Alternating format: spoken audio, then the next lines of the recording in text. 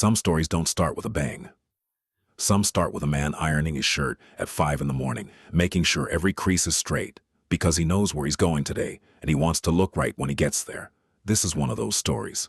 And before it's over, it's going to make you feel something you won't forget. Welcome, I'm Simmons, and you're watching Chronicles of Black. If you're new here, hit that subscribe button right now, because every story we tell on this channel is one that needs to be heard. Drop a comment below and tell me, have you ever been treated like you didn't belong somewhere you had every right to be? Because today's story is going to hit close to home for a lot of you. Marcus Webb was 38 years old. He lived in a 2-bedroom apartment on the south side of Atlanta, in a neighborhood where the streetlights flickered and the grocery store closed early. But the people looked out for each other.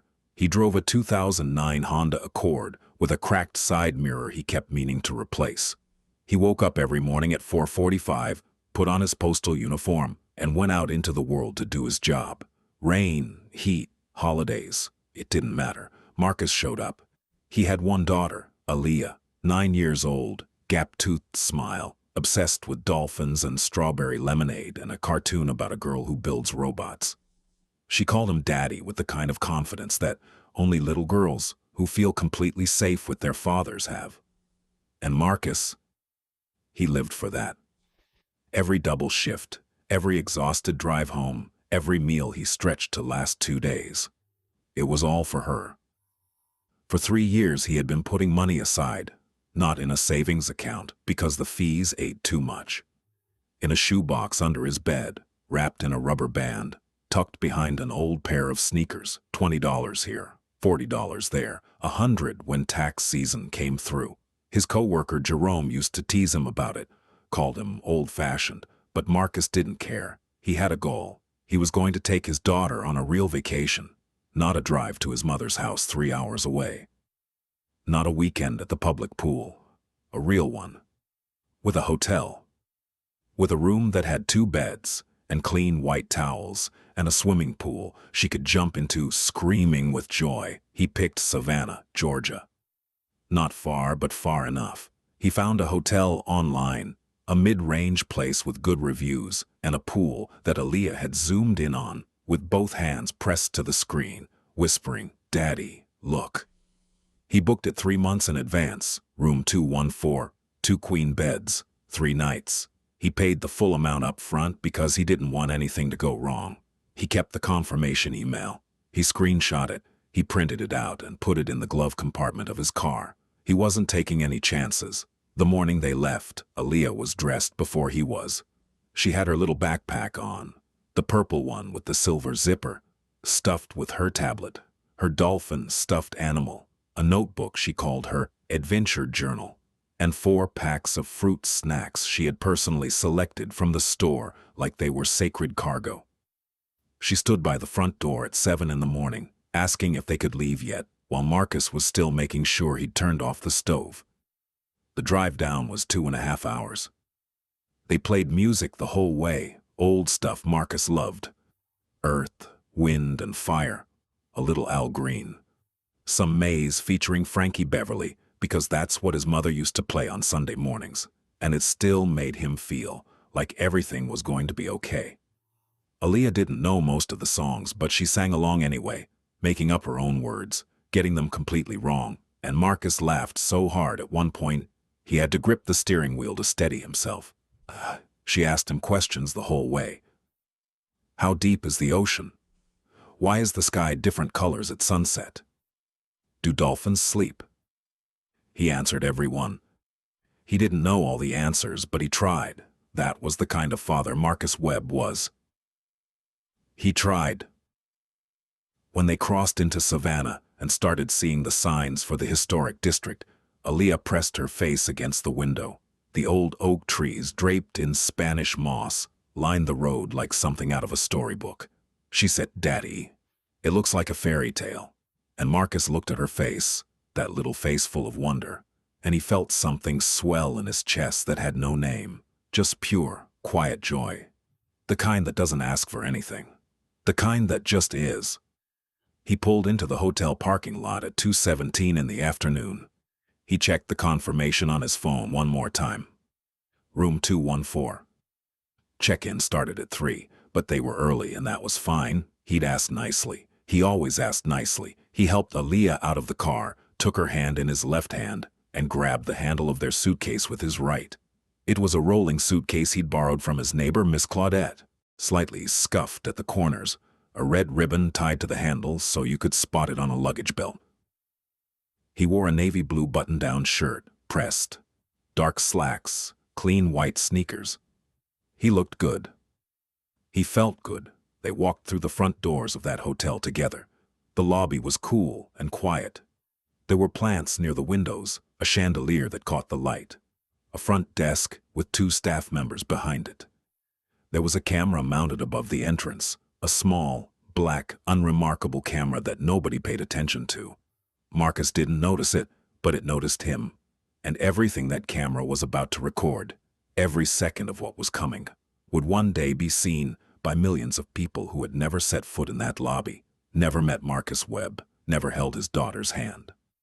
But they would know his name, and they would know exactly what happened when a man who had done everything right walked into a room that had already decided he didn't belong there. There's a specific kind of pain that black people in America know. It doesn't always come with slurs. It doesn't always come with raised voices or threats. Sometimes it comes quietly. It comes in a look, a pause that lasts a half second too long, a shift in someone's face that they think you don't notice. But you notice. You always notice, because you've been noticing it your whole life. Marcus noticed it the second he stepped up to that front desk. The clerk's name tag said Brenda. She was young, maybe mid-20s, with blonde hair pulled back and a lanyard around her neck.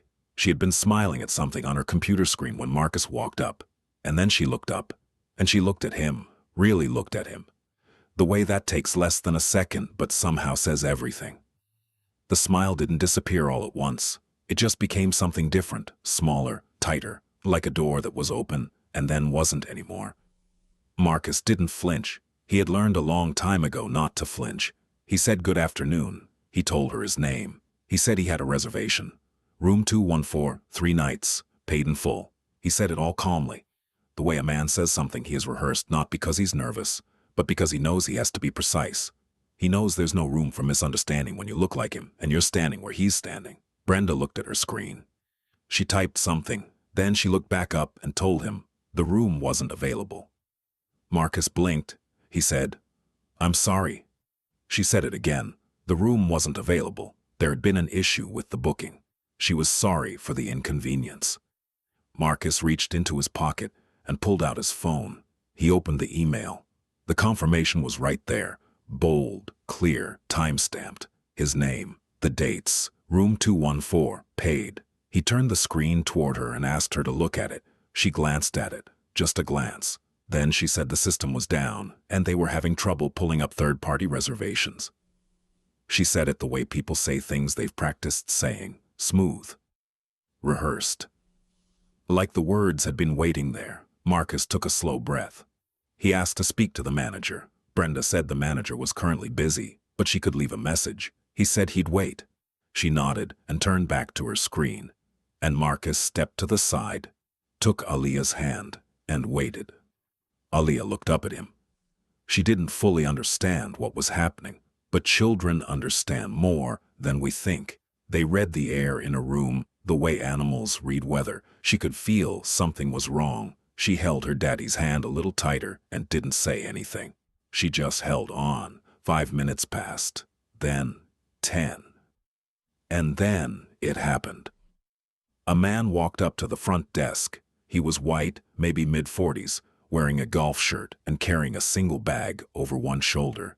He didn't have a printed confirmation in his hand. He didn't have his phone out. He just walked up and said his name, and Brenda smiled, really smiled this time. The full version, the warm version, and started typing, and within 3 minutes, maybe less, she slid a key card across the counter and told him his room was on the 3rd floor and to enjoy his stay. Marcus watched every second of it. He watched the man pick up the key card. He watched him walk toward the elevator without a second thought, without any idea what he had just walked into the middle of. He watched the elevator doors close, and then he looked back at Brenda, who had returned to her screen as if nothing had happened, as if Marcus wasn't still standing there with his daughter and his suitcase and his confirmation and his 3 years of double shifts folded up inside that shoebox under his bed. Something moved through him then. Not rage, not yet. Something quieter and heavier than rage. Recognition, because Marcus had felt this before, not in this exact lobby, not with this exact woman, but he had felt this exact thing before. He had felt it at 22 when he applied for a management position, and the interviewer told him he was overqualified before he even sat down. He had felt it at 30 when he was followed around a hardware store by an employee who kept asking if he needed help, but never looked at him when he answered. He had felt it at 35 when he was pulled over on a Tuesday afternoon, for no reason the officer could clearly explain. Hands on the wheel, heart pounding, thinking about Aaliyah, thinking, please let me get home to my daughter. Please let this just be a warning and nothing more. He knew what this was. He had always known what this was. And knowing it, really knowing it, carrying that knowledge in your body the way you carry old injuries, doesn't make it hurt less. If anything, it makes it hurt more. Because it means this isn't new. This isn't a mistake. This is just the world reminding you, again, of what it has always thought of you. Marcus looked down at Aaliyah. She was looking up at him with those big brown eyes, and he could see the question forming on her face, the one she didn't know how to ask yet. And in that moment, Marcus Webb made a decision. Not loudly, not dramatically. He just reached into his pocket, pulled out his phone, and opened the camera. He didn't announce it. He didn't hold it up in the air like a protest. He just held it at his side, angled toward the desk, and pressed record. He wasn't even fully sure why. There was no plan forming in his head, no strategy, no thought about viral videos or news coverage or justice being served on a public stage. It was something older than strategy.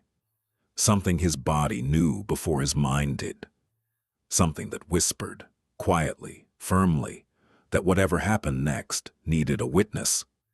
That he was tired of things happening to people like him, in rooms like this, with no one watching, and no proof, and no record, and nothing but their word, which the world had never been very interested in taking. So he recorded. Aaliyah looked at the phone, and then looked up at him. He gave her hand a small squeeze, 2 fingers pressed into her palm. Their signal, the one that meant I've got you, everything is okay, stay close. She squeezed back, and Marcus Webb stood in that lobby, back straight, chin level, breathing steady. And he waited. Because he had spent his whole life waiting in rooms that weren't built for him. And he was still here. He was still standing, and this time, unlike all the times before, something in that room was paying attention. There are moments in life that hinge on a single decision. Not a big, planned, rehearsed decision. Not the kind you sit with for weeks and talk through with people you trust. The kind that arrives in a fraction of a second and asks everything of you. The kind where you either step forward or you don't. And whatever you choose in that moment, that choice follows you. It becomes part of who you are. It becomes part of the story. This is the moment Diana stepped forward. But we'll get to Diana in a minute. Because first, the manager came out. His name was Gary. Mid-50s, heavyset, with the kind of face that had learned long ago how to look unbothered. He walked out from the back office with his hands already in his pockets, which told you everything you needed to know about how he planned to handle this. He wasn't rushing. He wasn't concerned. He had the walk of a man who had already decided how this conversation was going to go before it started. He didn't extend his hand.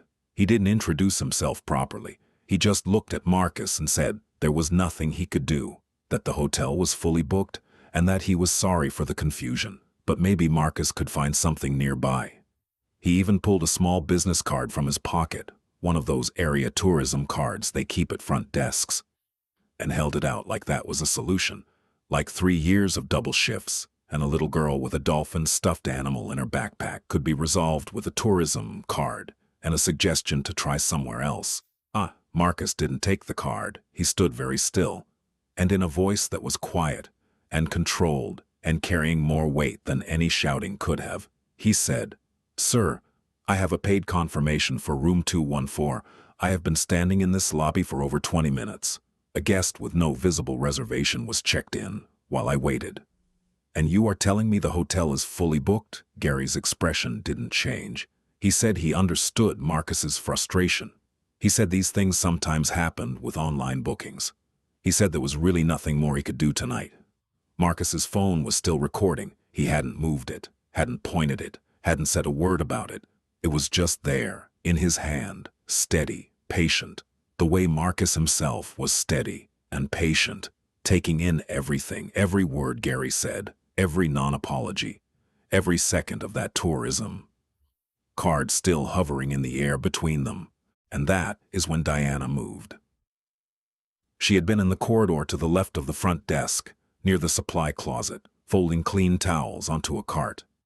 She was 26 years old, a part-time housekeeper who had worked at that hotel for 8 months. She had come in early that day to cover a colleague's shift. She wore a gray uniform and had her hair tied back, and she had been watching everything from the moment Marcus first walked up to the desk. She had watched Brenda's face change. She had watched the other guest get checked in. She had watched Gary come out with his hands in his pockets. And she had felt something building inside her chest that she recognized, because she had felt it in that same building before, in smaller ways, on quieter days, and she had let it pass every time. Not today. She pushed her cart forward and walked into the lobby. Gary turned and looked at her. Brenda looked at her, and Diana looked at Marcus. Just for a moment, just long enough to make sure he was listening.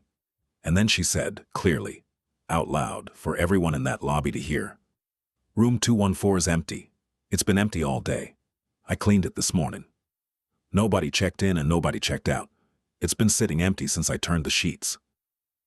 The lobby went quiet in a way that lobbies don't usually go quiet. It was the kind of silence that has weight to it, the kind that presses against your eardrums. A couple near the elevator stopped talking. The woman at the concierge desk looked up. Brenda went very still behind her computer screen. And Gary's face, that unbothered, already decided face, cracked. Just slightly. Just enough. Marcus looked at Diana. And in that moment, without a single word passing between them, something was communicated that only people who have lived certain kinds of lives can communicate without words. A recognition. A thank you that was also an exhale. "Ah, I see you," that meant more than it ever could, coming from someone who had never had to fight to be seen. He looked down at his phone. He stopped the recording. And then he pressed play and held it up. Gary watched himself on that screen. He heard his own voice saying there was nothing he could do. He watched the timestamp. He watched the other guests being checked in. He watched himself hand over that tourism card. And something shifted in his face that all the composure in the world couldn't hold back. It was the look of a man realizing, too late, that the room had been watching him the whole time. Marcus didn't say another word to Gary that night. He asked for the hotel's corporate complaint line. He got it. He took Aaliyah's hand, walked to a chair in the corner of the lobby, and made 3 phone calls. One to corporate, one to his cousin who worked in media, and one to a friend who knew a local news reporter. He was calm for all 3 calls. Measured, precise, he gave facts, not emotions, because he knew the world took facts more seriously than feelings, even when the feelings were the most honest thing in the room. That night, Marcus and Aaliyah stayed at a different hotel 2 miles away. It wasn't as nice. The pool was smaller, but Aaliyah jumped in anyway, screaming with joy, and Marcus sat at the edge with his feet in the water and watched her and felt something in his chest that wasn't quite peace, but was close enough to it. By the next morning, the video had been shared 12,000 times. By that evening, it was on local news in 3 Georgia cities. By the following morning, it had crossed state lines. North Carolina, Tennessee, Texas, New York. A reporter in Chicago covered it. A civil rights attorney in D.C. posted it with 3 words and a link that alone got 100,000 engagements. By the end of the second day, the video had been seen by more than 4 million people, and Marcus Webb, postal worker, single father, man with a second-hand suitcase and a red ribbon on the handle, was a name that the country was saying out loud. The hotel chain released a statement.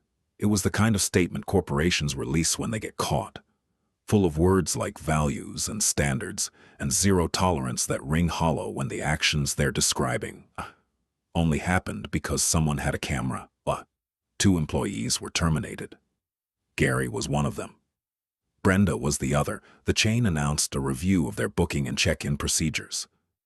They offered Marcus a full refund and a formal written apology. He accepted the refund. He did not accept the apology. Not because he was bitter, but because an apology that only comes after 4 million people are watching is not really an apology. It's damage control, and Marcus Webb had learned enough about the world to know the difference. Diana kept her job. More than that, after the story broke, dozens of people called the hotel specifically asking about her. A local nonprofit offered her a scholarship to finish her hospitality management degree. She accepted. She later said in an interview that she didn't feel like a hero. She said she just told the truth. She said, "Room 214 was empty. That's all I said. I just said what I saw." And sometimes that is the most radical, powerful, quietly earth-shaking thing a person can do. Just say what they saw. Just tell the truth when every unspoken pressure in the room is pushing them towards silence. But here's what the news coverage didn't capture. Here's what the viral video didn't show. Here's the part of this story that matters more than the firings and the statement and the 4 million views. It's Aaliyah sitting on the edge of that hotel bed at the second place they stayed, the smaller place with the smaller pool, watching her father make those phone calls. Watching him speak calmly and clearly and with total dignity about something that had just tried to humiliate him in front of his daughter. She watched his hands. She watched his face. She watched a man who had every reason to be broken hold himself together, not because he was performing strength, but because he genuinely had it. Because he had built it over years, over double shifts and shoe boxes and cracked side mirrors and 4:45 mornings. He had built something in himself that couldn't be taken away at a front desk by a woman named Brenda, or a manager named Gary, or a tourism card that was supposed to make him disappear. Aaliyah watched all of it, and she didn't say anything that night, but she remembered every single second. The world moves fast. Stories trend and then they fade. Videos get millions of views, and then they get buried under the next million views, and the one after that. The news cycle chews through people's pain like it's fuel and then moves on without looking back. And most of the time, the people those stories were about, the real ones, the ones who lived it, they're left standing in the aftermath, trying to figure out what comes next when the cameras are gone and the notifications stop, and it's just them again, just their life, just the quiet. Marcus Webb went back to work on Monday. He put on his uniform. He got in his 2009 Honda Accord. He drove his route. He delivered mail to the same doors he had always delivered mail to, and most of his neighbors didn't know what had happened that weekend. And the ones who did gave him nods and handshakes, and one older woman named Miss Thelma, who lived on the corner, hugged him for a long time and didn't say anything and didn't need to. He came home that evening and made dinner and helped Aaliyah with her homework and put her to bed and sat in the quiet of his apartment and felt the particular exhaustion of a man who has been through something and come out the other side still standing. He never went back to that hotel, not to make a point, not out of bitterness. He just had no reason to go back to a place that had shown him exactly what it thought of him. Some doors you walk away from, not in defeat, but in clarity. You know what's on the other side. You don't need to open it again. But something had shifted. Not in the world. The world shifts slowly, reluctantly, and never as much as it should. Something had shifted in Aaliyah. It was hard to name at first. She was still 9. She still loved dolphins and strawberry lemonade and the cartoon about the girl who builds robots. She still got in the car on Saturday mornings and made up wrong words to her father's old songs. But there was something new in her eyes when she looked at him. Something that hadn't been there before that weekend. Something that can only be built by watching someone you love face something real and not collapse under the weight of it. She started asking different questions. Not how deep is the ocean, or why is the sky different colors at sunset.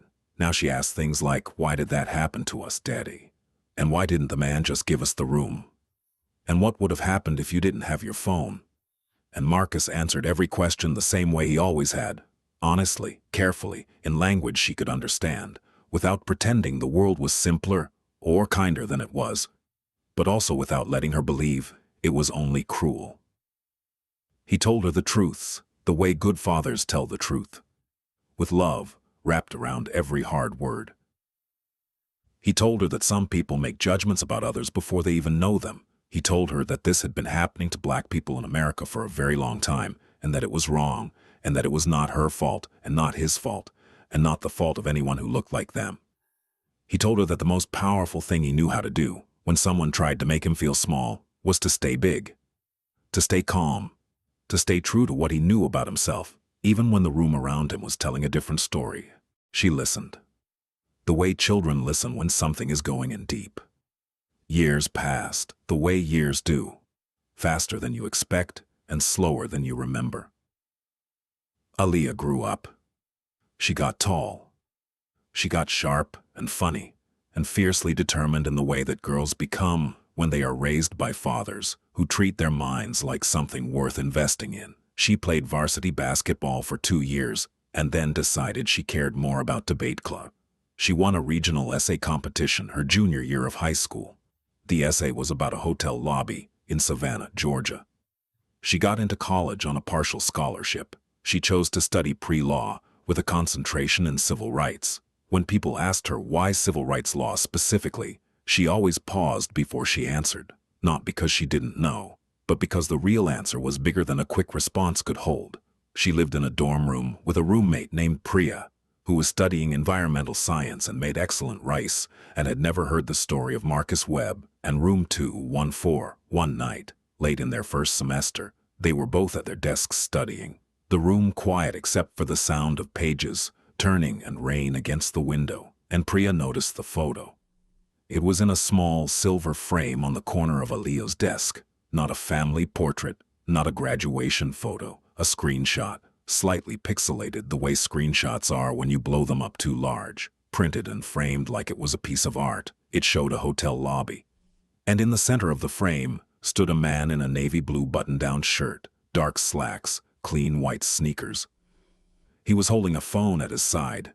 His back was straight. His chin was level. His face was composed. Around him, you could feel the pressure of the room, the desk, the staff, the whole silent machinery of a place that had decided he didn't belong there, and he was standing in the middle of it like a tree that has decided it is not moving. Priya asked who it was. Aaliyah looked up from her textbook. She looked at the photo for a moment. The way you look at something you've looked at 1,000 times, but it still finds a way to reach you. And then she smiled. Not a sad smile, not an angry smile. The kind of smile that comes from somewhere deep and earned and real. The kind that has roots. She said, "That's my dad." And then she told the story. All of it. The shoebox under the bed. The songs in the car. The dolphin stuffed animal. The confirmation on the phone. The way Brenda's face changed. The 20 minutes of waiting. The man who walked up and got his key card in 3 minutes. Gary and his tourism card. Diana stepping out of that corridor with clean towels on a cart and the truth in her mouth. The recording. The 4 million views. The firings. The statement. The second hotel with the smaller pool, and her father making phone calls in that quiet, steady voice that she now understood was one of the bravest sounds she had ever heard. She told it without anger. That's the thing that would have surprised you if you were in that room. There was no bitterness in her voice, no performance of outrage. What she had instead was something harder to manufacture and more powerful than rage. She had pride, the specific, bone-deep pride that only grows in you when you have witnessed someone you love be tested by something real and watch them come through it without losing a single piece of themselves. Priya was quiet for a long time after Aaliyah finished. Then she said, "He never raised his voice?" Aaliyah shook her head. He never raised his voice. And he just stood there. Through all of it? He stood there through all of it. Priya looked at the photo again, And then she said something that Aaliyah wrote down in her journal that night and kept. She said, "That might be the strongest thing I've ever heard. Marcus Webb never got a medal. Nobody named a street after him. He didn't write a book or go on a speaking tour or build a platform out of what happened to him that afternoon in Savannah. He went back to his root. He kept delivering mail. He watched his daughter grow into someone who was going to walk into courtrooms one day and fight for people who had been where he had been, standing in rooms that were rigged against them with nothing but their dignity and the truth. He got his refund. He never spent it on anything. It sat in his bank account for a long time before he finally used it to buy Aaliyah's first college textbooks. He thought that was the right use for it. Take the money from the place that tried to diminish him and put it toward the education of the daughter who was going to spend her life making sure people like him had someone in their corner. That felt right. That felt like the kind of poetic justice that doesn't make the news but matters more than anything that does. And room 214. It's just a room now. Clean sheets, 2 beds, a window that probably looks out on something ordinary. Itchy has no idea what it became the center of. Rooms don't know these things. But people do. Aaliyah does. And every person who watched that video and felt something crack open in their chest, they know too. Because here is what that lobby camera captured that afternoon. Whether it knew it or not, it captured a black man in America doing the hardest thing there is to do. Not fighting, not fleeing, not shrinking, just standing. Just being exactly who he was in a space that was working very hard to convince him he was less than that, and refusing, quietly, completely, with his daughter's hand in his, to believe it. That is not a small thing. That has never been a small thing. A man standing calmly in a room that wants him gone is one of the most powerful images in the world. It always has been. And if you are the child of that man, if you grew up watching that kind of strength up close, in your own home, in your own life, you don't just carry the story, you become it. And that is exactly what Aaliyah Webb is doing. One textbook, one courtroom, one truth at a time, carrying forward what her father gave her on a Saturday afternoon in Savannah. Not a vacation, though they got that too. Not a viral video, though the world saw that as well. Something rarer. Something that doesn't trend and doesn't fade. The knowledge of what it looks like when a person refuses to disappear. If this story moved you, if it made you feel something true, then share it with someone who needs to hear it today. This is Chronicles of Black and I'm Simmons, and every story we bring you on this channel is a story that deserves to be told. Hit that subscribe button if you haven't already, because we are just getting started, and drop a comment below. Tell me what part of Marcus's story hit you the hardest, because I read every single one, and I'll see you in the next story.